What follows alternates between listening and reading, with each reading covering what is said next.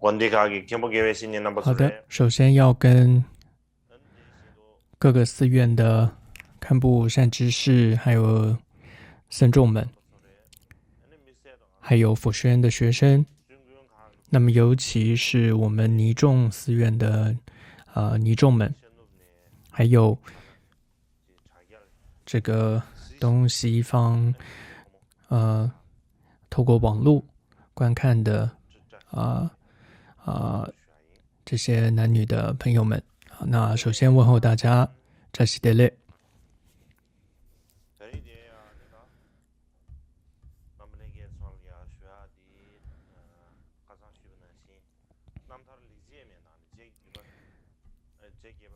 那么今天呢，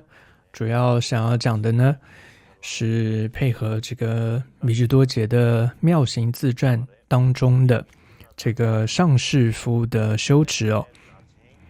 那么我想讲一下这个，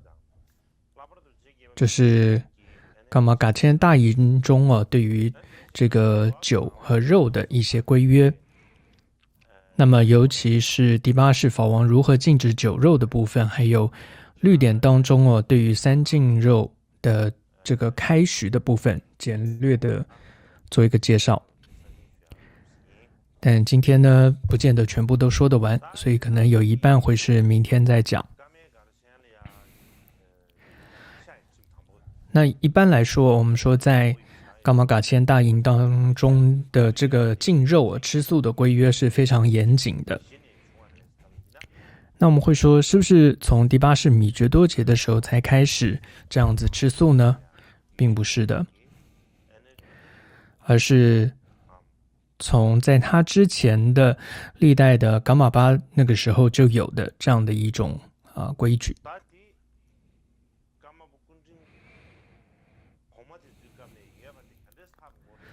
那怎么知道说在之前的噶玛巴就有这样子吃素呢的规约呢？是在第9世噶玛巴旺丘多杰撰写的一个叫噶千占卜言之大规约中有提到之后，里面提到说之后法王藏林巴、法王德兴谢巴、通王顿颠、丘扎嘉措等传记当中亦是符合这个说法的。尤其呢，周围的全体出家众亦如是。那么只要是大淫当中的任何一分子，皆不食用肉品，甚至动物的一根毛那么同时也完全的不饮酒。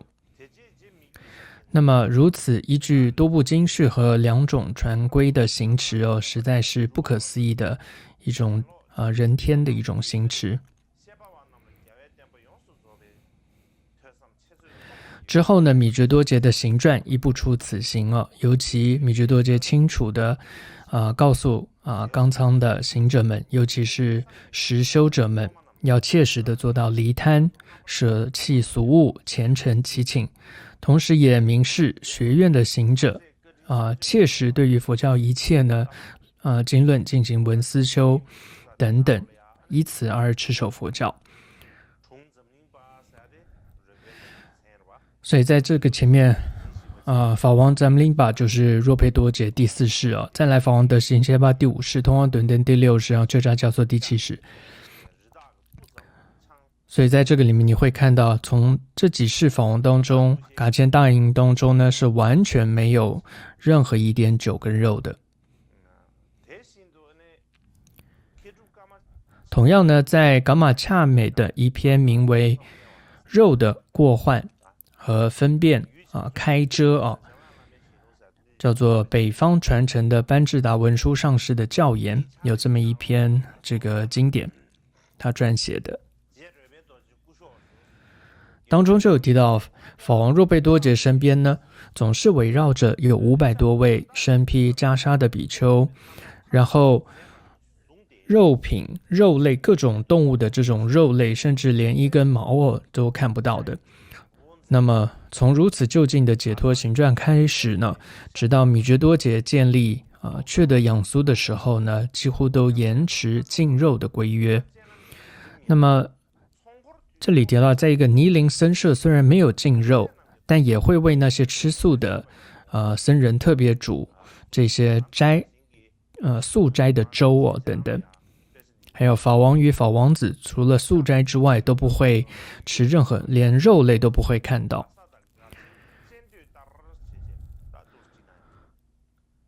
同时呢，那这里面主要提到的内容是，就跟前面第9世噶玛巴旺丘多杰所说的一样从第4世法王若贝多杰开始，在噶千大营当中就不准把任何这些食用的肉带到这个大营当中。所以这里就提到，从法王若贝多杰那时候开始，历代的噶玛巴呢都持续这样子的弘扬，这样子的行持。尤其呢，直到米支多杰所建立的大部分的这些寺院当中、僧团当中，都延持这样子禁肉的一个规矩。还有一个第6世夏玛巴却给汪处建立的一个尼林的这样一个佛学院当中，因为噶玛恰灭当时呢来朝礼这个佛学院，所以他很熟悉这座寺院的一些规约，所以他就说，在这个寺院中并没有很严格的禁止吃肉，但是呢会为那些特别吃素的人呢、僧人呢煮一种名为多嘎瓦，多嘎瓦就是素斋的这种粥。还有噶玛巴却因朵杰跟沙玛却给汪处呢，他们2位也都是吃素的，他们都是素斋之外不会看到任何肉类。那么同时在会供的时候，平时不吃肉的人呢，在会供的时候会稍微吃一点，而法王和法王子呢，为了避免违犯这个三昧耶戒呢，也会稍微的这个吃一点点肉所以这里说得很清楚。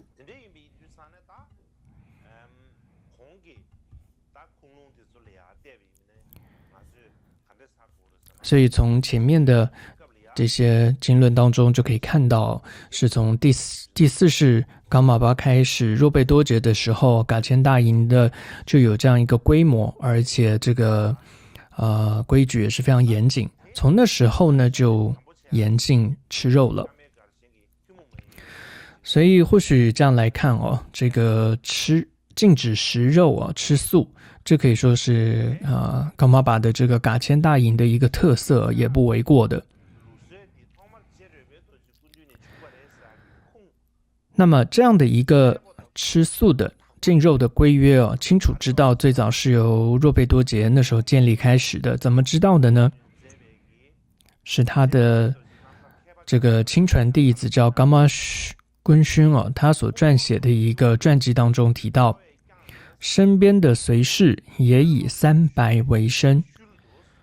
师徒所在之地，如果见到有宰杀牲畜的肉骨等等，就会予以呵斥，甚至连一点酒的味道都无法传进或者说飘进这个噶千大营区内，行持极为严禁所以这里提到这个米觉多杰不只是他身边的侍者，所有他的随侍也都是以这个3白，也就是吃素的意思。而同时呢，当他们这个师徒不管在哪里扎营如果看到那里有被宰杀牲畜的肉骨头，马上就会予以呵斥。还有这个酒是一点都带不进这个大营当中的。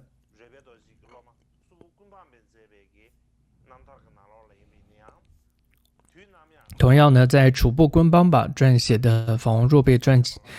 多杰传记中也提到任何时候大营当中丝毫没有任何肉品或酒，行持如此清净圣妙。由于呢如此极为强烈的这种大悲加持力，那聚会的大众最多时呢会有上万人，至少也有500人。当中的上根者承诺修持止观，中根者呢承诺对于语意升起经论的这个语和义升起确信，下跟着承诺恒时持诵六字大明咒等等。所以这里可以看到，这是这里也提到说，同时令断处于各自地区的杀生行为，令其念诵佛号等哦。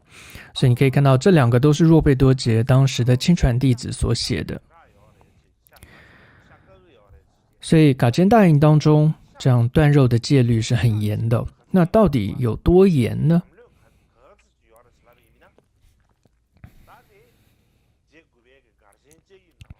那这在第9世噶玛巴的一个噶千规约中就有提到，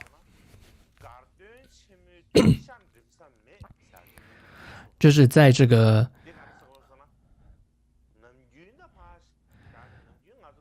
不用说平时没有这种肉了，甚至呢是在这样子的新年或者一些大的这种庆典宴会当中，传统那时候都会有肉的。但是只要是噶坚大营当中，不仅是平时不能有肉，甚至像刚刚谈到这些特殊的新年节日的时候，也不能够有肉。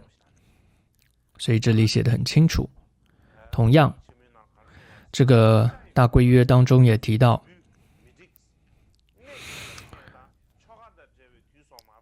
就是有这些供肉的，有人供的话，也不能放在这个摆供养品当中。那么然后除了圣地或者一些特别仪轨之外噶坚当中的庆典不能随便的举行这样会供等等。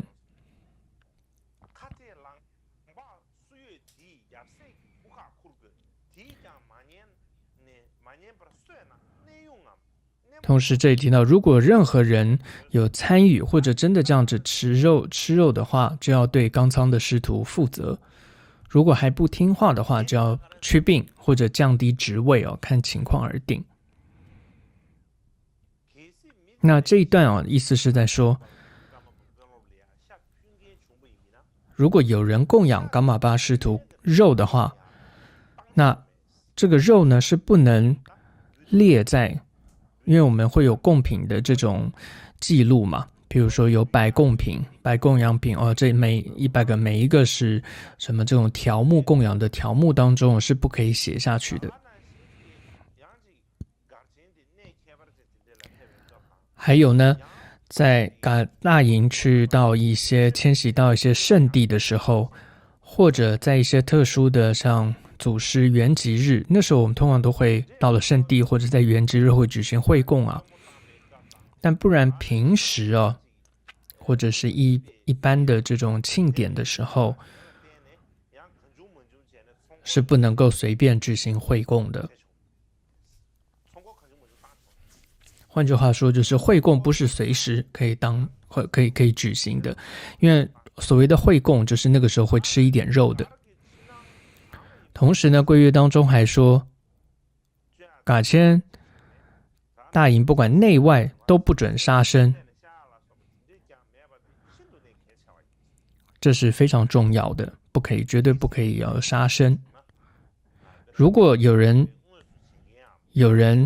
真的这样在杀生上，就为了肉而杀生的话，或者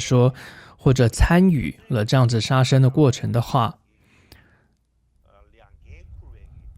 那么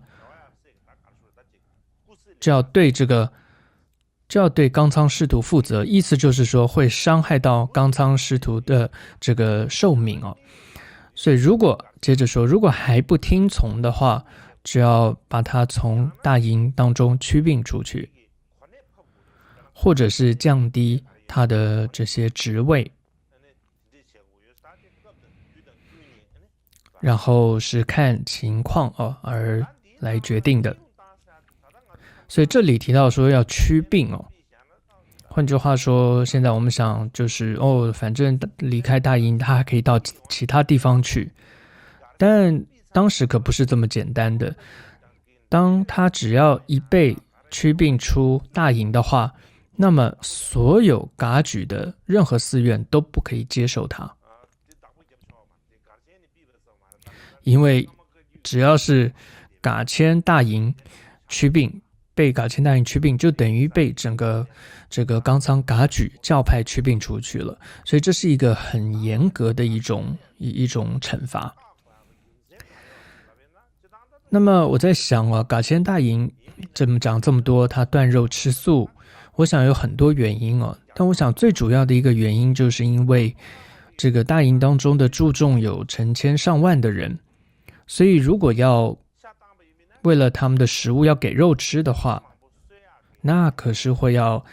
这个宰杀很多的生命的。所以我想这是为什么噶签大营这个禁止食肉的原因。如果要给这么多人吃肉，那那可是真的要，因为你不可能总是等着这个动物它会自然死亡嘛，那你就一定得是要宰杀，那这就变成可以为了你而杀的肉了，就是所谓的不敬肉了，那这是会有这种过患的，会有伤害的，所以我想这是大营断肉最主要的一个原因。尤其因为我们现在在讲米居多杰的传记嘛，那么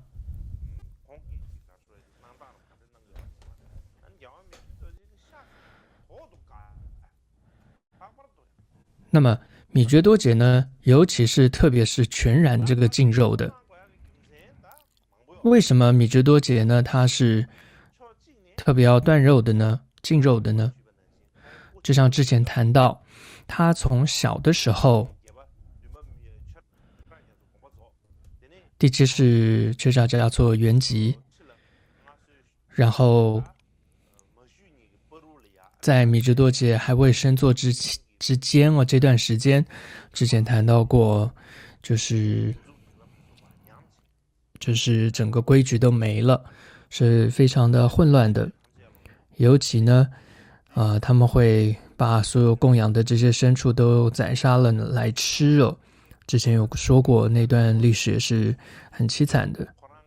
所以米居多杰他从小可以说他就看到而且经历到这样子的一些过程，所以当他这个年长一些之后，而且比较有些权力哦，可以来管理的时候，他就完全的那时候全然的禁肉了。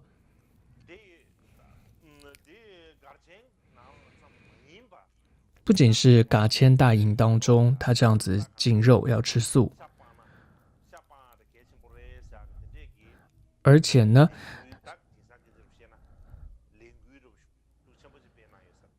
他也不断的鼓励更多人吃素的。怎么知道他是这么做的呢？因为在由第五世沙马巴撰写的一个目录当中，米之多杰教言目录中就有一篇名为不可食肉文，致居于雪域西藏之无依乳母大众这样的一篇信件一篇文件。换句话说，就是一篇公告，一篇给所有雪域藏地的人的公告。但现在我们还找不到这一篇文章啊，但是相信以后可以找到的。虽然不知道这一篇的内容在写的是什么，但从这一篇的篇名、经名、应该书名你就可以知道，不只是噶签大营，米觉多杰，同时他也希望他所新建的所有的寺院，甚至西藏全境所有的人，他都提倡吃素，都不可以吃肉。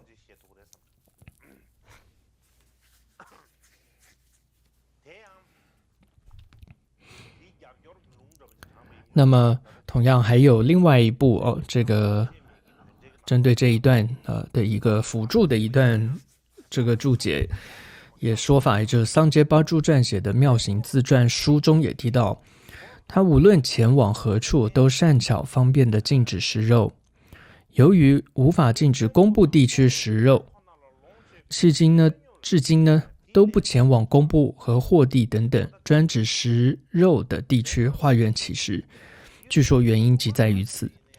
所以就像这一段提到的，那无论米觉多杰到什么地方，这里提到他都会善巧方便，他并不是那种禁令很严厉说你一定得这么做，没有，他非常善巧方便的提倡吃素。那么但是像工部这样的地方呢，因为他没有办法完全的不吃肉，还有在霍地，霍呢就是指北方北方大草原那些地方所谓的专指吃肉的地方，是因为在这样一个地方，它不太可能种得出这些蔬菜水果，所以他们只能以这种肉品为主要的食物。所以总之呢，米之多杰也不太会常到那些地方去，这些乞食或者化缘所以很多人说他不去的原因就在这里。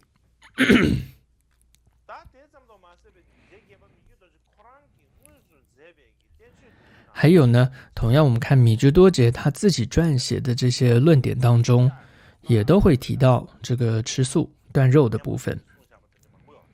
很多都有提到。举个例子来说，像他在律典戒律第一部大书中就有提到，在古多等等马哈嘎拉这些法会上的多玛的其他贡品，如果放有酒或肉的话，等等等等这一段意思是说，像是在我们古多这种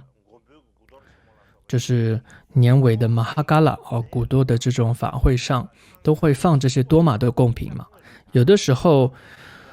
我会放这些酒或肉的，但是米觉多杰说不可以这么做。如果你放了的话，就是没有把我当成导师，同时呢，我也不会把你们当成我的弟子，所以呢，你们要好好的想一想。所以这段话是说的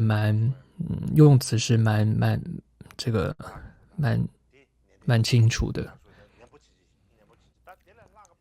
是很认真很清楚的一段文字以前很多人对我说的，外面的人都在说有噶玛巴说，如果不断肉就不是噶举派。很多人会说这个说法太说过头了，他们会说是我说的，就是他们会说是我说的吃肉的话就不是噶举派。其实并不是我说的。首先像我这样的人，我也不可能分得出你是不是噶举派的，我没有这样的能力但是呢，应该是2004年吧，那时候在提倡吃素，那时候断肉吃素就有提到祖师的很多的教言，尤其呢引用了这一段第八世米觉多杰的这段话，所以很多人当时听到了，当时就想说可能是我说的，但这事实上不是这样，是第八世法王他说的。同样呢，米觉多杰在他的百段教言中也说到，这里很重要的是，我们出家之后应该断舍8种事物：酒、肉、盔甲、武器、坐骑、谋利、驾物、畜牧等，刹那间也不可受用。尤其呢，酒、肉3种武器，这个眼睛看到的当下就要舍弃。如果不断除这8种事物，就不算是噶举人，切实执行为要那这里有提到说，有不清净的8种事物，只要出家之后就应该断除。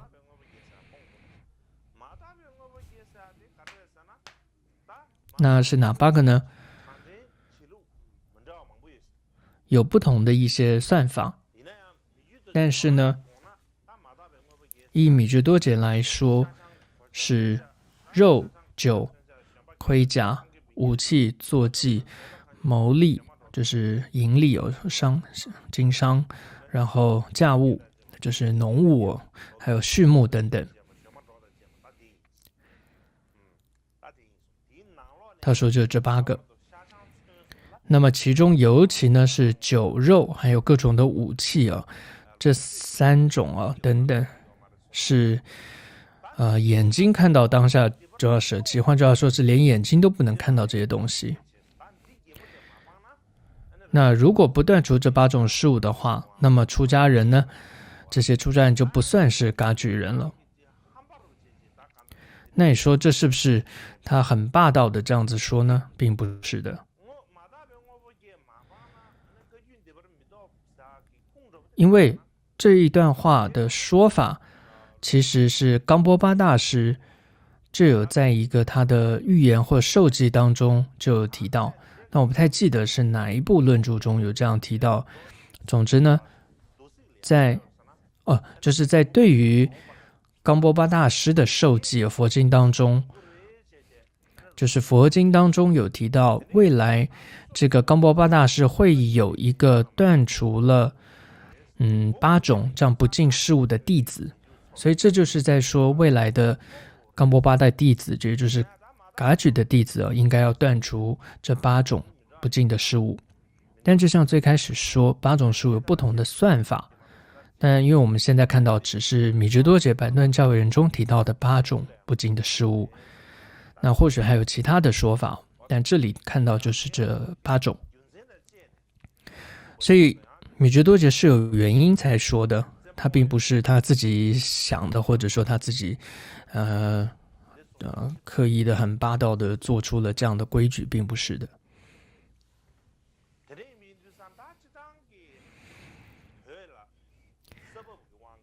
那当然一般来说，西藏呢因为这个地理位置的关系，在高原嘛，所以吃素是比较困难的。但是呢，过去的噶举祖师的当时的生活的形态和我们现在的西藏的整个的情况，我想可能有几百甚至几千倍的差别，有的差距了，因为已经有很大的改变了。过去的确来说，像是米支多杰的时候，如果说吃素，就好像说不吃饭是一样的，不吃肉就有点像说不吃饭是一样的，因为除了肉之外，没有其他什么东西可以吃的了。以前我看到了一些这些像是杂志吧，就是这些食物的。有关食物西藏食物的介绍，其中有几百种的这些食物当中，大概90多种都是肉。不用说那些了，真的我小的时候，因为出生在西藏这个牧民家庭里面，那牧民的食物是什么呢？主食呢，就是呢酥油，还有这个兔，还有牛奶。除了这些之外，没有其他可以吃，也没有蔬菜的，或者说还有糌粑，对，还有糌粑可以吃，其他真的没得吃，所以的确是说要断肉吃素是非常困难的。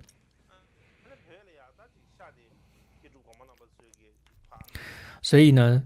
这样想想，再看到当时那样的时代，过去噶举祖师啊，还有很多这些成就者们。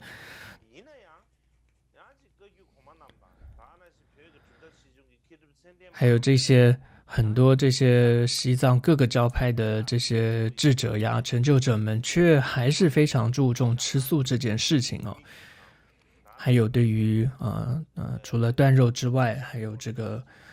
不能喝酒这个部分哦，他们都有非常多丰富的这些教言。那我想这部分可能明天再说，也就是噶举的祖师他们是怎么样提倡吃素，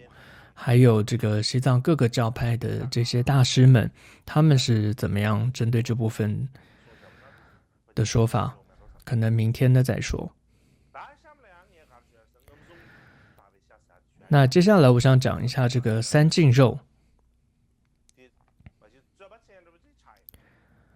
三净肉这部分的确争议是比较多，争议的部分就先不讲，总之先介绍一下三净肉。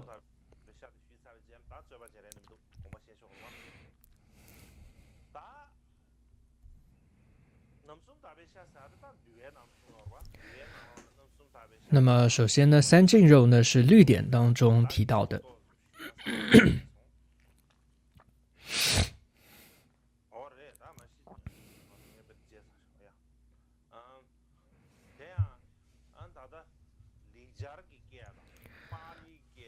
那么如果我们从梵文、巴利文、中文啊、藏文当中这些不同部派的律典，你会看到，因为不同这些语言，佛教当中有不同的一些保存下来的律典哦。从这律典当中，你会看到佛陀当时他对于这些出家众、僧团这些弟子的生活起居各个方面啊，都有非常多的这些开示的。当中呢，尤其对于食物我们说对于人类来讲，更是这是维生最重要的一个东西哦，所以都得吃东西。那么当时佛陀的那个时候啊，印度当时就有许多的宗派，那么有一些这些佛教以外其他宗派呢，也会特别强调苦行的重要性。那是像是很一般人几乎都不可能做到的这种饮食上的各种的苦行哦。那我们回到佛陀身上来看，他在成佛之前呢，也实现了各种的苦行，他真的亲身经历了很多的苦行。在经历之后，他也深切的体会到说，哎，这个苦行呢是无法带来证悟的，所以他后来停止了这些苦修。同时呢，接着他为了帮助后世的弟子就不要落入这种极端的苦行，而造成这种身体的难以忍受的伤害这种伤害就是可能造成他没有办法闻思修。同时呢，也要帮助弟子不要落入这种太过于奢华的生活而放逸。所以呢，佛陀就开示出很多的这些方法和规约，避免落入这两边。所以为了生活，所以吃东西饮食是非常重要的。那么但是佛陀就开始说，你要吃东西是的，但是记得要把食物吃的食物当成是药，不要像是这种这个狗啊猪吃东西一样这样子的狼吞虎咽，不要。同时呢，要能够叫这个饮食之节量不要太过。还有每日外出托钵呢，除了信众供养的食物之外，不可以挑选食物，譬如说好吃或不好吃的，也不能太过于奢华，也不能够囤积食物。所以我觉得三净肉又衍生出这样的说法，就是基于上面的这些原因而说出来的。为什么这么说呢？一般来说，我们要知道，这在印度呢，自古以来它就有非常广大的群众是吃素的，所以它是可以说是一个吃素的一个大国，尤其是当中被认为是这个较高贵的种姓的婆罗门应该大部分都是吃素的。但现在有一些学者会说，早期婆罗门是吃肉的，后来才变吃素的，有一些不同的说法。但是，从我们的律典当中来看，婆罗门大部分都是吃素的。所以我在想当时像僧人去托钵乞食的时候，他得到的食物应该肉类并不多的。因为呢，整个印度的环境大部分是吃素的，所以想象当时去托钵的时候，应该也不会拿到太多肉类的食物。而且僧人托钵乞食的时候，他不是只到那些有钱的较高种姓的那样的地方去托钵而已，他们也时常都会到这种较低种姓的人家去托钵乞食。所以像到了这样的一些比较低种姓的人家去的时候，譬如说这个主人他自己如果吃肉的话，或许他供养的肉呢，他供养的就会是肉类。那一般来说，僧人是必须要接受这个供养的，因为如果不接受、拒绝的话，可能对方会觉得不受到尊重哦，或者觉得怎么不让我有累积福德的机会哦？所以呢，佛陀当时是特别可以说最开始这个打破种姓制度的，而且不分贫富贵贱的，他要和这所有的人结下这个善缘的人。所以呢，基本上是所有人的供养他都会接受，僧众不可以是没有的选择的啊！我要这个或我要那个的供养食物，没有的选择的。那么，如果依照戒律来说，是不是供养什么样的肉都能吃呢？也并不是的。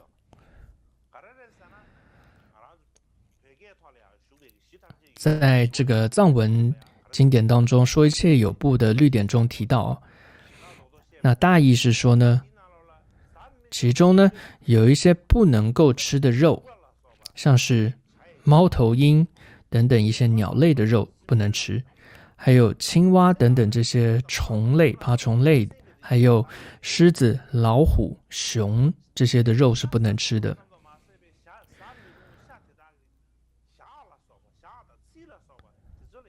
不只是这些不能吃，而且他们的这些血跟肉血呀，还有他们的这些筋啊、脂肪什么这些都不能吃，还有这些生肉，还有为己而杀的肉都不能吃。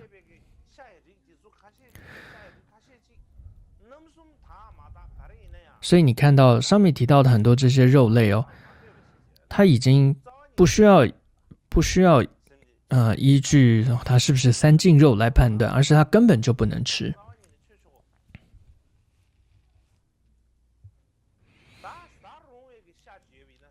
而在能吃的肉当中呢，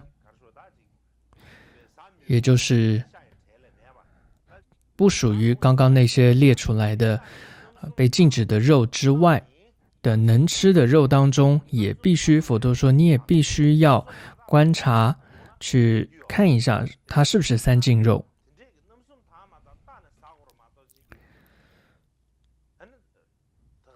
不然如果随意的就食用的话呢，那么就会犯下了这个吃三不净肉的这种过患。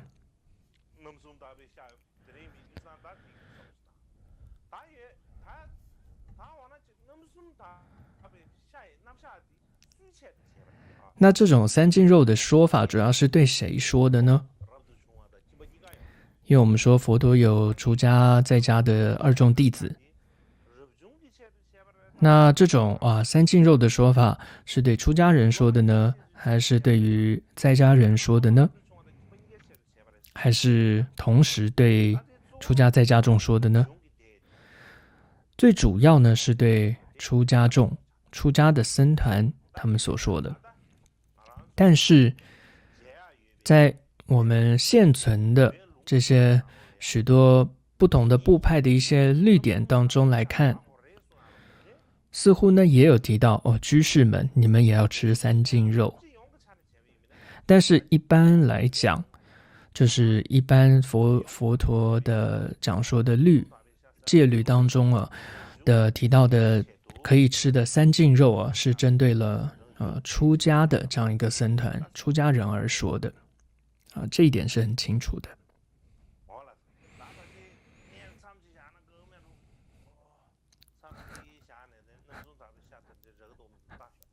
好的，好，先休息一下。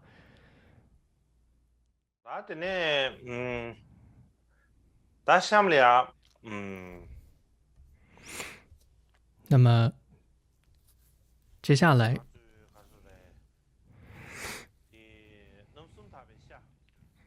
就是讲到三净肉，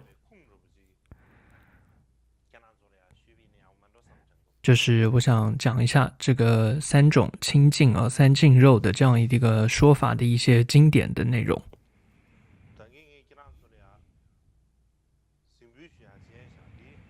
这刚刚忘了给各位看，那这就是第九世噶玛巴所写的噶千大营的这个规约。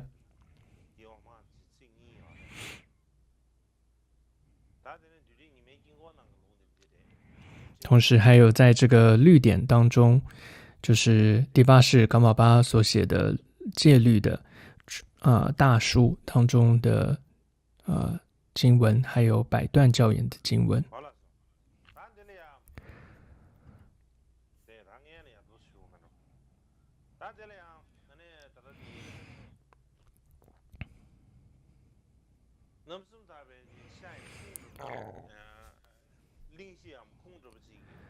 那么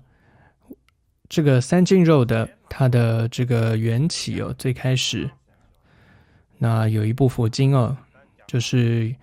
这个第4世纪的这位法显大师那么他在第4世纪的时候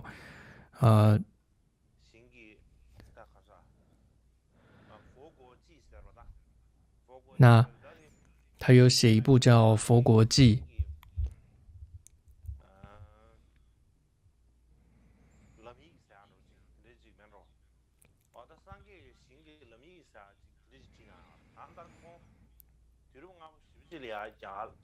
总之呢，他算是非常早期到印度去求法的。他最主要去的目的呢，就是要取得很多戒律的律典。那么他从印度回到中国的时候，他就带回非常多这些戒律的经典梵文本。其中呢，有一部呢从这个斯里兰卡求得的一个戒律的梵文本。那么他带回来之后，直到了第5世纪的时候，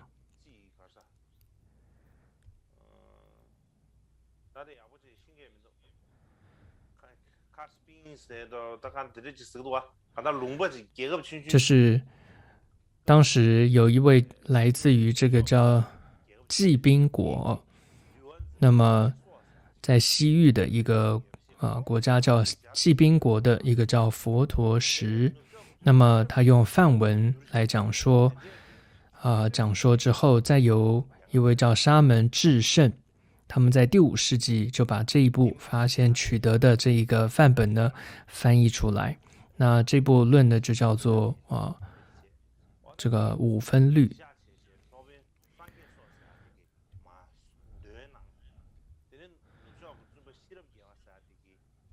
所以他们主要就是将4世纪法显取回的这个梵本翻译出来，叫做五分律。那这部分的内容呢，是当时我看了中文佛经里面把它翻译成藏文的。那因为时间很短暂，我也不觉得翻译的特别准确但是主要是为了方便各位了解所以翻译出来的。那这里面是怎么说的呢？是说佛呢见游行到毗舍离，住猕猴江边重阁讲堂，就是毗舍离。当时有一个江就是叫猕猴江，那就是因为当时很多猕猴在这个江里面会洗澡在那嬉戏游玩，所以叫猕猴江边有一个重阁的讲堂。接着有一将军名曰狮子，这个将军呢是藏文的甘珠尔当中的说一切有部的经典当中都会提到这位将军，他叫狮子。它在藏文里面有不同的翻译，有时候翻译叫 debun， 有时候叫 mabun， 它都是指这种将军的意思，但有不同的用词。总之呢，就叫做它的名字都一样，都是狮子。所以这个名为狮子的这个将军他就是当时住在印度毗舍离这个地方的一位可以说施主吧。他不断的供养僧团佛陀，后来据说他都变得很贫穷了，就是供养到没钱了，有这样的一个人。所以如果到大藏经里面去找看到很多他的故事。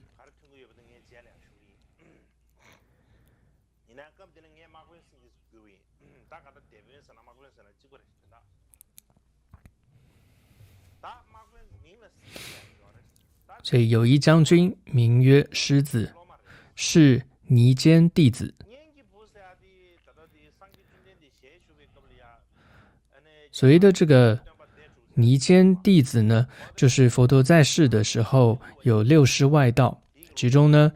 尼坚他指的就是裸行派裸行派的，总之他是尼坚裸行派的这样的弟子。闻佛世尊来游此城，有大名声，号称如来应供等正觉，叹言善哉，愿见如是请佛。那么各位可以看那个，僧人们可以看这个藏文那这里白话解释一下。总之呢，他那时候就知道说有这样一个如来这样一个世尊要来到他们的城中，所以他就想善哉，太殊胜了，他就想去见这个佛陀，然后即言驾出接着他就乘着他的马车出去。那么遥见世尊容颜特殊，犹如金山，前到佛所，然后头面礼足，却坐一面，也就是他见到佛之后头面的这样子行礼，然后就退坐在旁边。那这时候佛陀为说种种妙法，乃至苦集尽道，也就是佛陀为他讲说了苦集灭道等等的很多的妙法，即于座上得法眼净。意思就是总之他就见到了这个真谛。那么即从坐起，胡跪白佛，愿佛及僧明日故我薄时，佛默然受之。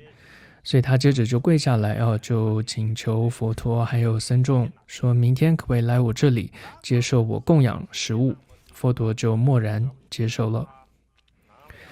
那么将军知道之后就很高兴他就回到了家中。那么他就叫家中的这些应该是仆人到这些市场将那些所有死肉末祭贵贱尽皆买之所以总之呢，不管这个价格多少反正都把所有市场里有的肉都买来。接着呢，那个人去了之后，如教悉买他把这些肉都买回来了，通夜办种种美食也就是他整夜就在家里，他们就准备明天要供养的这些食物。然后晨朝敷座自往白佛。那一早准备好之后，他又前往觐见佛陀，报告说这些都准备好了，那么请求佛陀告诉我们要来的时间等等。那么接着佛与比丘僧前后围绕，往到其家，就坐而坐。接着呢，将军首自下时，欢喜不乱。所以这个将军他就亲自的一个一个的为佛陀跟僧众供养，他非常的欢喜然后欢喜不乱，就是他非常的欢喜的这样子做供养。那这时候呢，十诸尼坚，就是这些这个裸行外道，他们就听闻说狮子将军请佛及僧及舍摇膳，就是准备了这么多的贡品，生嫉妒心。这些裸行外道就生气了，因为本来狮子将军是他们的弟子嘛，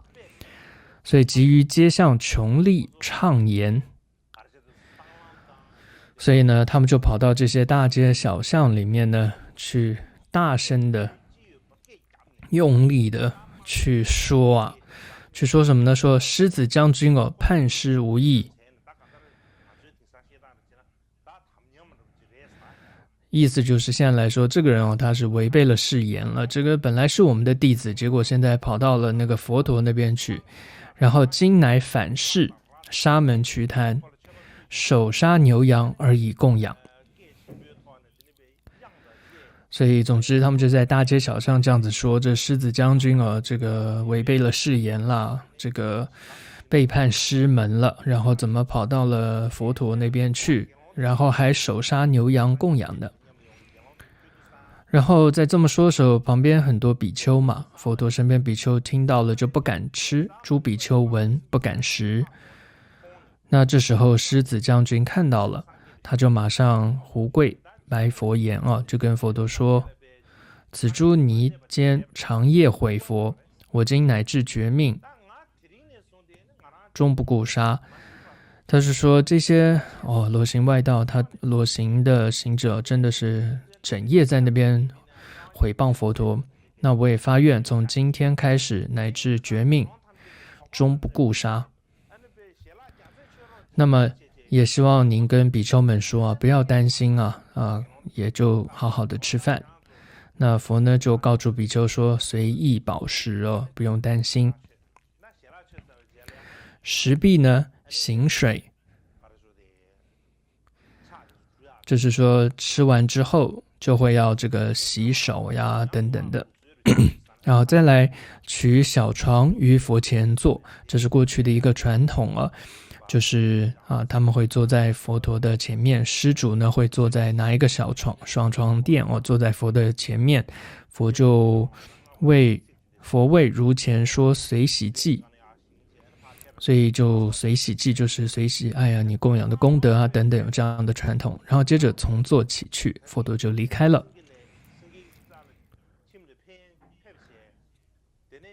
接着呢这里说佛以世事呢及比丘僧，就是佛呢就是因为佛陀说知道说之前因为这样接受供养，招致了很多的这些裸行外道的批评所以就把所有的僧众呢就集合起来，然后告诸比丘，有3种肉不得食。就是之后呢，我们呢比丘僧团呢有3种肉是不得食，若见、若闻、若疑，这3者是不能吃的。所谓的见者，就是自见为己杀，也就是自己见到眼前是为了自己要吃的肉而杀。再来闻者，听闻是从可信人闻为己杀。那疑者呢，是疑为己杀，就怀疑是为了被自己而杀，吃的这个东西是怀疑，你怀疑说是为了自己而杀，这3种不能吃。若不见、不闻、不疑，是为净肉。如果不是这3种情况的，那就是3净肉。净肉是可以听随意食，就可以吃。接着若为比丘杀，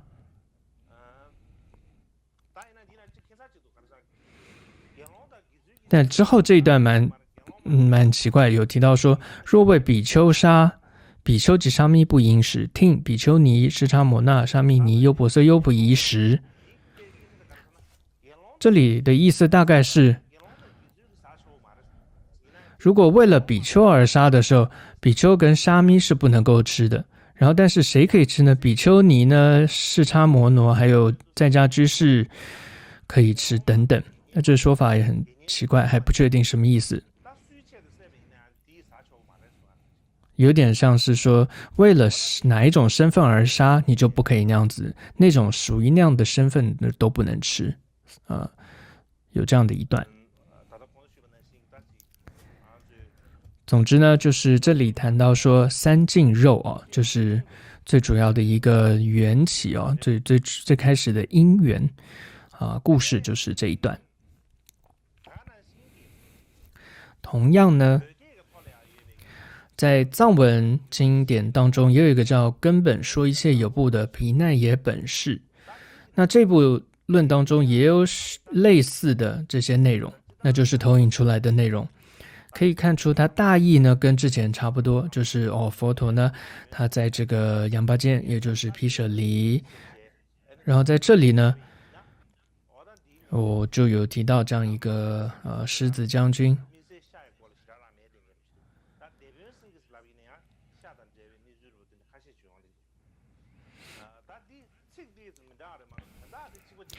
总之这一段藏文里面的律典的这一段大意跟刚刚上面的中文佛经里面的五分律的内容呢是差不多的。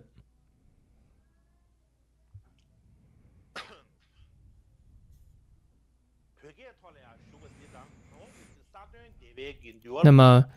总之和这一段藏文的内容相比，那之前呢这个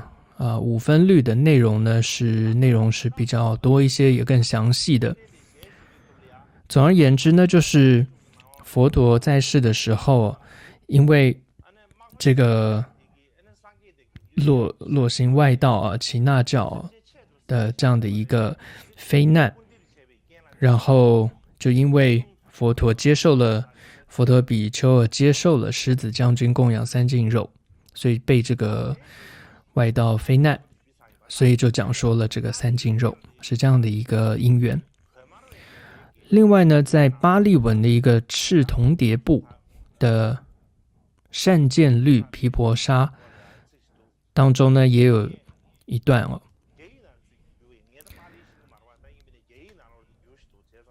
那这个是我从中文翻译到藏文的，我是不懂巴利文所以在这里提到说，在不见不闻不疑之后，还有其他一些规定他有说有见得时，然后还有闻得时、疑得时等这些更细节的一些规定。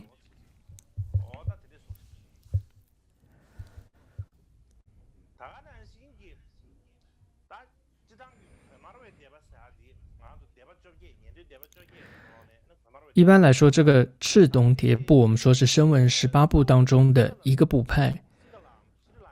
它主要呢是在斯里兰卡，还有兴盛于斯里兰卡或者以前叫狮子州、狮子国、斯里兰卡锡兰这样一个地方的。那事实上赤铜蝶部呢，它是这个上座部的一个支分，有这样的一个说法。那他们呢也有一部这个论点，在巴利文里面当中有一部论点，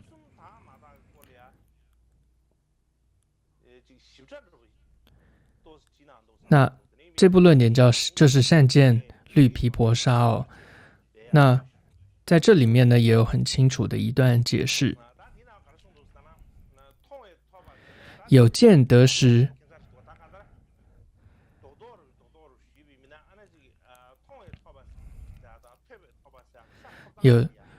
他就是说怎么样得到这个肉呢？有3种一个是见到，见得时。云何有见得时呢？就是若见人屠杀，不为比丘，就说见到一个人在杀生，在杀肉，在杀，但是呢他不是为了比丘，后若得肉，实无罪。就之后这个比丘如果得到这个肉，那是没有罪的，因为这个肉不是为了这个比丘而杀。再来，所以这是市民有见杀得实无罪。再来闻者，这是比丘自闻杀的声音，不为比丘，比丘若得此肉，比丘得实无罪，是名闻。再来疑得实无罪，疑怀疑的意思是什么？就是比丘入聚落起时，见新肉疑，就是当见到有施主供养一个新的肉的时候，不敢受，他可能不敢接受，因为会担心说这是不是为了他而杀的。但这时候若谈越言，如果这个施主他说这不是为了你而杀，不为比丘而杀，那么得食无罪，那这样就可以吃，这样是没有罪业的，是名宜得食。还有一个情况是，若谭月呢请二人与食，那一个可能是比较年长，一个比较年轻，这是揭拉上来说，所以若谭月请二人与食供养食物的话，下作这是揭拉比较轻的心字念言，此当为上作杀，不为我，我实无罪。他想说那个肉应该是为了另外那个戒拉比较高的上座的比丘而杀，不是为我，我是无罪。那同样另外一个上座的戒拉高的，他也复字念言，此当为下座而杀，本不为我，我是无罪。所以相互都觉得那是为了对方而杀的，所以他觉得说那我吃了是没有罪的。如果有这样的一个情况，若如此者，两个自疑未比，上下作疑，俱是无罪。所以如果佛陀说这样的两边都还有这样的怀疑，认为是为对方而杀的话，这样是没有罪的。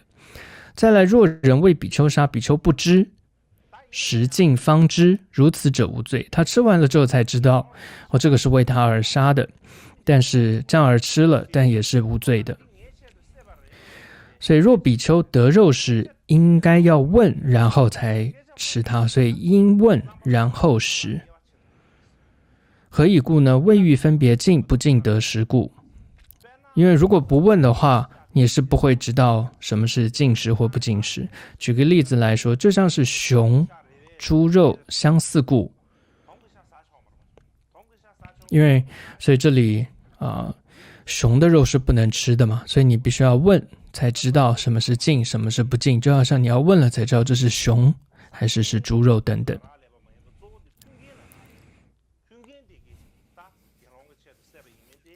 所以你可以看到这里供养者也是很重要，因为大部分因为供者他自己知道这个肉是怎么来的，所以接受供养者应该要问他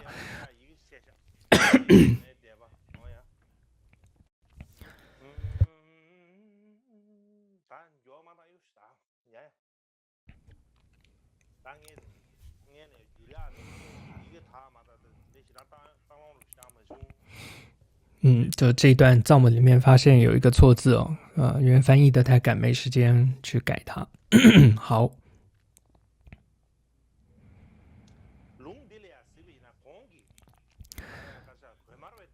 那么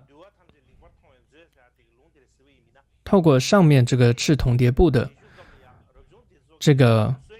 善戒律毗婆沙论来看的话，佛陀在世的时候出家人托钵乞食，如果信众供养了肉的话不能马上接受的，而应该要先询问确定这个肉是为了自己而宰杀的吗？如果是为了自己或者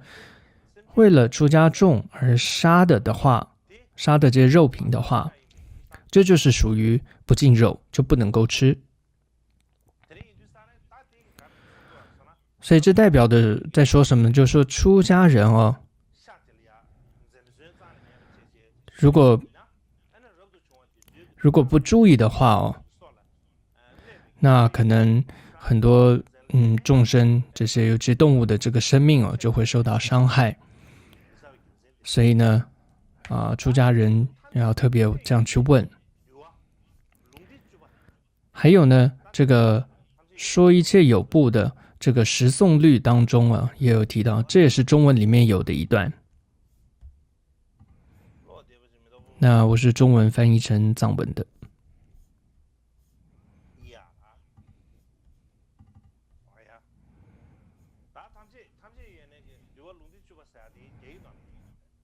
那么这个十诵律也是中文里面有的。那总之这里的大意是说呢，就是因为之前这个狮子将军的一些因缘总之佛陀呢就告诉集众，告诉弟子说，比丘说不能够吃三不净肉。那么我不听看三种不净肉若见若闻若疑，这三种所谓的见者呢，是自眼见是畜生为我故杀；闻者呢，从可信人闻为汝故杀是。所以可信人很重要，就是他知道的。他如果跟你说哦，这个是为你而杀的呀，那么这是不能吃的。那么疑者呢，是指说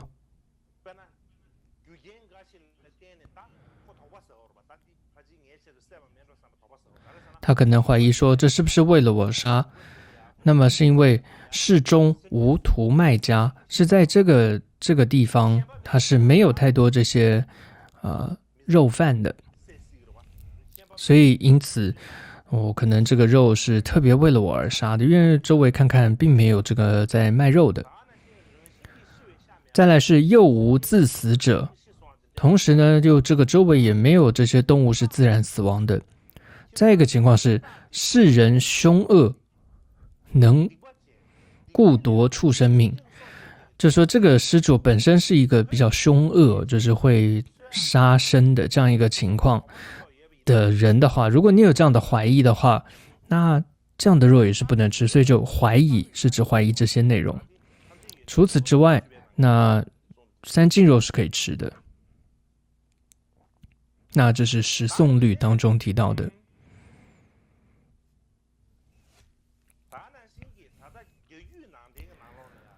那么还有在中国佛教当中，现在也都还在行持的。那么像藏传佛教最主要是戒律是这个说一切有部。那么在这个的五分律那么在中国佛教主要行持的是法藏部的四分律。那这里提到说，四分律中说有如此三世因缘，不净肉，我说不应食。若见为我故杀，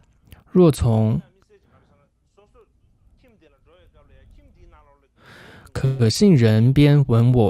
为我故杀。接着这里特别有提到，若见家中有头有皮有毛，若见有脚手。再来又复此人能作十恶业，常是杀者，这常常都是一个杀生者的话，能为我故杀，如是三种因缘。所以如果你这样怀疑的话呢，是不能吃的，是不清净肉的，不应食。再来有三种净肉应食，也就是若不顾见、不顾闻、不顾疑，应食是可以吃的。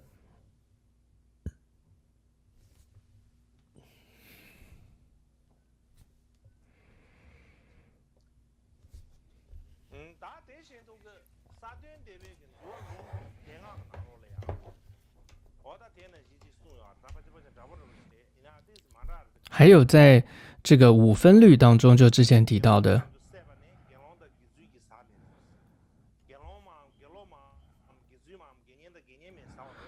对不起，是在摩诃僧祇律当中也提到为杀者，为比丘杀为比丘杀者一切比丘、比丘尼、释迦牟尼、沙弥、沙弥尼、优婆塞、优婆夷尽不得食。然后如是乃至为优婆夷杀，一切比丘不得食，就是为了谁杀的，那么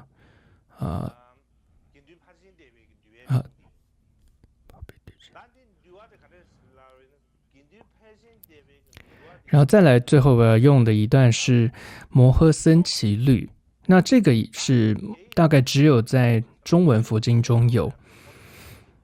其他语言中没有。总之这是在第四世纪的时候，这个法显大师他从这个中天竺抽取回来的。之后呢，他和这个印度的一位大师叫佛陀跋陀罗，然后一起翻译的，叫做摩诃僧祇律。这里面就提到为杀者，为比丘杀，那么为比丘杀者，一切比丘、比丘尼、释迦牟尼、沙弥、沙弥尼、优婆塞、优婆夷尽不得食。你可以看到跟刚刚说的有一点不同。总之只要为了比丘出家众而杀的所有的这些出家众、在家众都不能吃。但是呢，刚刚前面是说为比丘而杀的肉呢，比丘不能吃，但其他人可以吃。你看有一些不同的说法。他提到说，前面提到说为比丘而杀的肉的话，比丘跟沙弥不能吃，但其他比丘尼啊、沙弥尼啊，然后其他都可以吃。但你看到这里摩诃僧祇律讲的就不一样，就是说不管是为了谁杀，总之谁都不能吃。然后如是乃至为优婆夷杀，一切比丘不得食。所以如果是为了这个居士优婆夷就是居士而杀的话，一切比丘也不得食，乃至优婆夷亦不得食。所以同样为了居士而杀的这个肉，比丘不能吃，然后比丘尼也不能吃，然后优婆夷也不能吃，除了这个见闻疑不具有见闻疑的3种情况的话的肉的话才可以吃。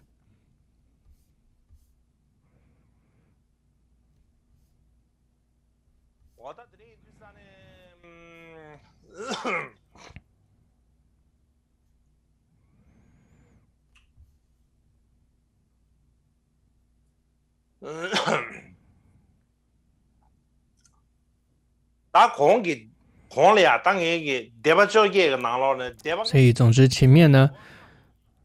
将18部声闻18部当中的5部的内容的律典做了一些解释，引用了他们的一些论点，大部分都是我从中文翻到藏文的。那么其中呢，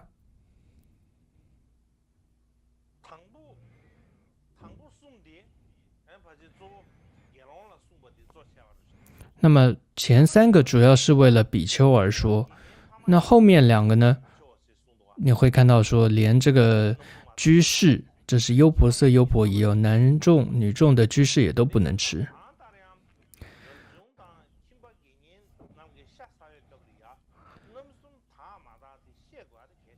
所以总而言之呢，这个出家众呢，他在吃无论僧俗可以说在吃肉的时候都应该要判断是不是清净，是很重要的，都必须知道，不管出家人在家人都吃肉的时候都必须知道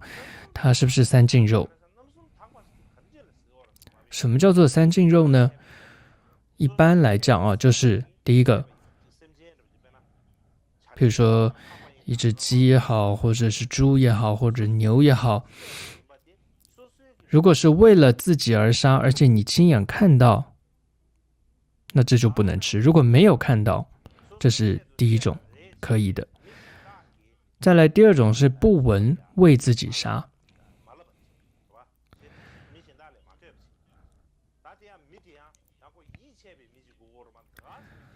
同时这还是相信的一个人你没有听，你问了听到他还说不是为你而杀，这就可以吃。再来呢，你对于是不是这个肉是不是为了我而杀的这个肉，你要没有怀疑，所以你要这样子不见不闻不疑，这样的情况之下呢，就是的肉就是3净肉。那事实上呢，这已经不容易了。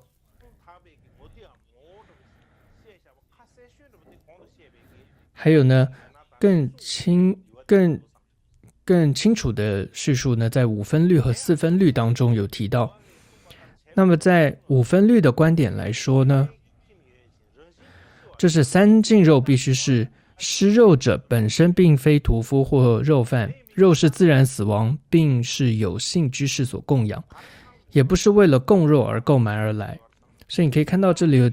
谈到其他几个条件。首先，供养者他本身并不是屠夫，也不是肉贩，这是要知道。再来对，他不是屠夫，他也不是肉贩，对。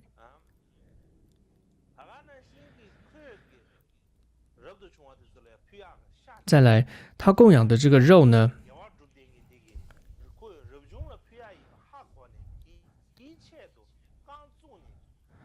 它不是为了供养而特别供养，而杀，而是它是购买的。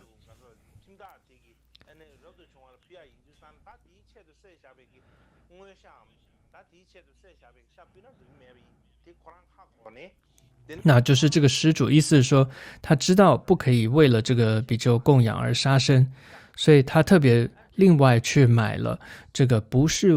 为了这个比丘而杀的肉而购买而来供养，这样是可以的。那么四分律的说法是什么呢？就是这个家中哦，若见家中有头有皮有毛，若见有角血，就是说有吃的个肉的这个动物的头皮毛血等等的话，这也是不能吃的。再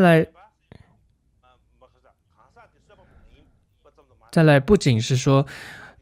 这个供养的施主他不是这个屠夫啊杀生者，然后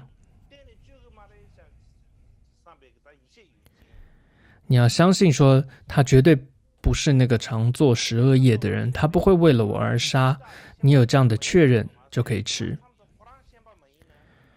那有的时候他可能自己并不是屠夫，不是肉贩，但有可能会叫这个屠夫来为他而杀哦，并不是，也不能是这样的情况，因为他是一个能够持守十善业的人，所以不杀生，其中一个就是不仅是自己不杀，他也不叫人杀，不教唆人家去杀哦，所以他也不会去叫别人来杀。所以，首先，如果你是受应供的人，你必须要知道、相信他是一个行持十善业的人，那样的肉你才能吃。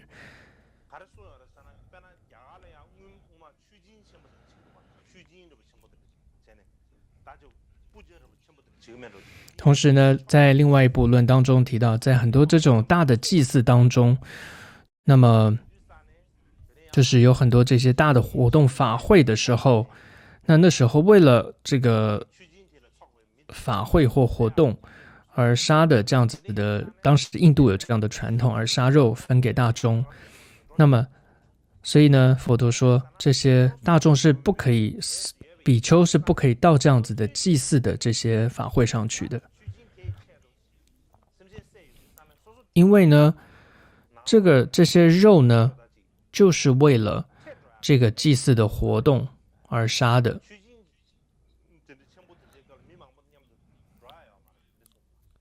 所以比丘不可以到这样的情况去。所以由这样子来看的话，我们平时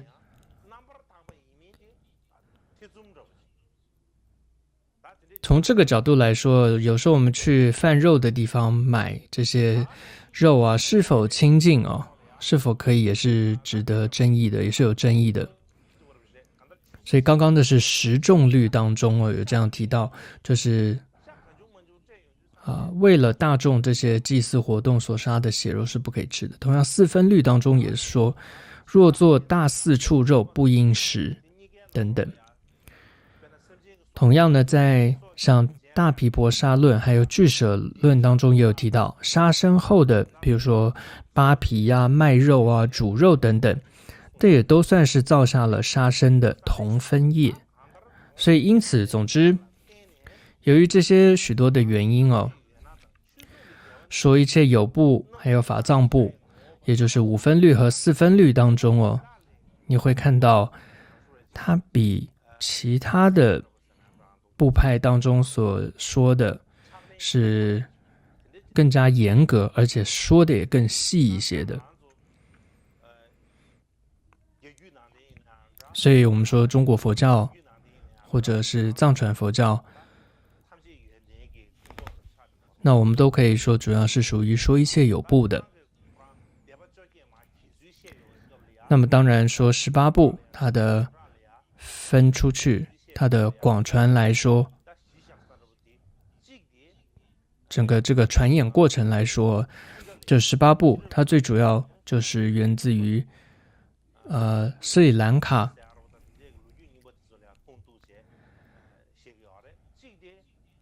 一种是依照了这样一个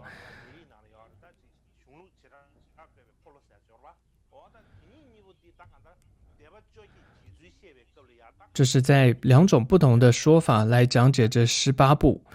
的这个传演的过程，有两种不同的说法。虽然说到底18部根本是哪一部，但是大部分学者会说，最主要会说就是有2个部是最主要，一个是上座部，一个是说一切有部，会认为这是声闻18部里面当中最根本主要的2部。由于这2部的一个这个见解上的一些不合，所以慢慢再分出其他的部派。所以我们藏传佛教的戒律的传承跟修持主要依据的就是说一切有部。那中国佛教的这个戒律的传承而依据的也都是应该是依据说一切有部的。所以总之说一切有部还有法藏部，那么也就是刚刚引据的5分律4分律，它引用你会看到里面在讲解这个三净肉等等这些部分是更清楚也更严格的。总之呢，我们很多时候也许就这样想说啊，出家人可以吃肉，为什么会这么说呢？因为佛陀前面讲了很多允许吃三净肉啊。但我觉得这样的一种逻辑一种思维太是过于轻率了。为什么这么说呢？因为如果依据戒律来说，一个出家人如果离开寺院外出，他是必须去乞食的嘛，所以他不能在人家门口说请求给我肉啊，也不能说给我水果给我蔬菜或者给我某一种肉，不行的，而是他不能选择食物的，而是他供养什么他就必须接受。他不能说啊，你这个给的不要，不好，我不要，我抱歉，我不吃那个马铃薯。那你可不可以给我其他的呢？这个鸡肉好了，你不能这样说，你不能这样选择的。譬如说，可能刚好碰到托钵去了到一个比较贫困的家庭，那么如果这个比丘就会觉得说，如果还这么挑剔的话，那这一家人可能会非常的生气这个怎么来这样一个出家人，还在那边挑3拣4的？但总之呢，如果这个僧人很走运，他刚好得到一个肉的供养的话，他还是要观察的。他说，如果是3不净肉的话，就算他吃到口水，想吃到口水都流出来，他还是不能吃。所以我猜想呢，就是这种食用3净肉，佛陀说了3净肉的说法，它就是为了我们要禁止随意吃肉而说的，而不是为了说，因为这样子出家人就可以吃肉，不是这样。反过来说，是制定了这样的戒律，反而是告诉我们说，不应该随意吃肉。好的，那大概今天主要讲到这里。那明天会再讲到说一些大乘这个吃素的目的，还有在萨迦班智达提到的，有提到这个一段这个天授的一个说不然就会变成是天授的这样子外道的一种禁行或苦行，所以是可以吃。总之那部分明天会再解释一下。另外也会再讲到说，在大乘里面，是大乘佛教里面这个断肉的一些原因。还有呢，也会谈一下，就是现在西藏也对于这个吃素的部分也有许多的争议。那其实呢，我觉得这是没有太大意义的一个争议所以我想还是解释一下。再来呢，就是我想谈一下，就是地球上我们现在这么多的动物受到宰杀。那么同时你为了要饲养这些动物，也造成了环境的一些伤害等等，还有这些个人健康方面啊，吃肉吃素的差别等等。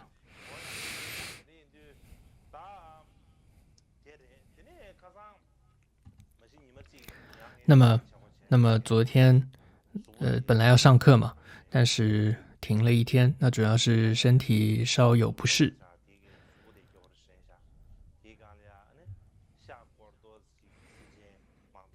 那么这是一个原因，再来第二个原因是因为吃素这部分啊，因为跟很多的众生生命是有直接相关的，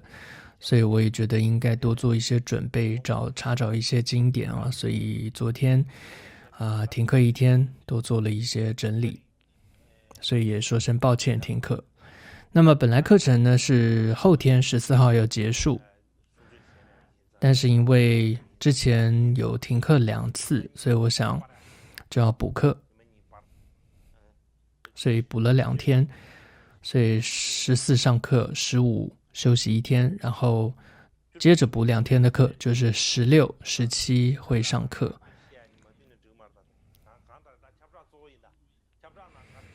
所以总之呢，跟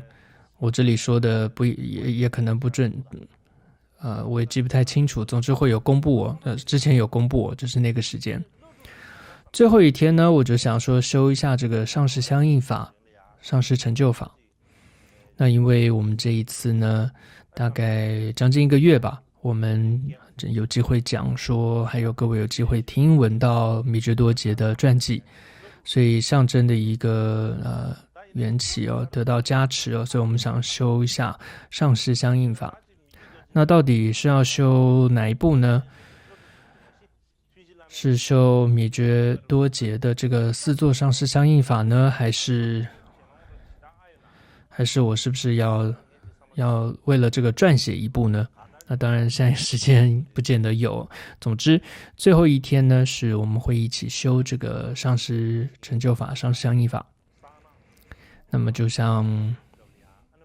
之前有提到过，那这次是讲不完所有的自传，所以会在明年呢继续讲解这个米值多杰的传记。本来是想说最后一天再讲，现在想到，我想现在就讲吧。就是我们一般说这是冬季课程，那么传统上就在滚雀，就是冬季课程的时候，噶举各寺院都会僧众我们会聚在一起。那么这时候忏摩比丘尼就变成春季课程，暂时改过。然后但我就想有冬季有春季，那可能之后还有夏季吧。那当然不可能春夏秋冬都说，但是就是可能4季当中有3季，就是冬季、春季跟夏季来讲的话，也是蛮好的。那夏季我也想了一下，那么其实针对于佛学院呢，平时我也都有机会这个城市你们为你们上些课，但是呢，对于这个僧院那我比较没有太多时间为各位说法，所以我想夏季的课程的时候，主要是为了这个僧院的，就是因为僧院主要就是跟这种5堂功课，也就是跟这种法会仪轨、施奏乐法器还有跟这种本尊观修很多这部分有关的。所以这一张可以叫僧院吧，或者说等等，或者佛学院。当然有时候这样分也不是很好，就把它分成僧院跟佛学院。但不这样说，有时候也讲不清楚。总之呢，可能我们讲就是修法院吧，或者说，总之搓诈就是所谓的佛学院，另外不是佛学院之外的寺院当中的这样的僧团为了他们，那么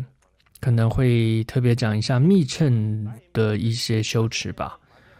当然我也不是很懂这部分内容，就总之不懂装懂，讲讲看。那因为主要内容是跟密乘有关，所以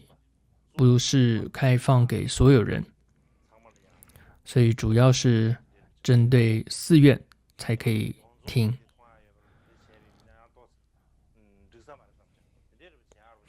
所以不方便开放大众，所以今天就先做一个宣布，这是夏季的课程。那当然，这里虽然说是针对僧院，但是当然佛学院也好，还有这些男众、女众、寺院都可以的。所以这还是要先说清楚，不然大家之前有个误会，就谈到说是忏摩比丘尼尼众的春季课程。很多这些男众寺院就想说，好像跟我们没关，那是为了女众的课。如果这样就搞错了，但也不能怪你们，是我自己可能刚开始没讲清楚。所以总之课程有一个主要的讲法对象哦，但是呢，对于寺院僧众来说是全体僧众寺院都可以来听课的。好的，课诵。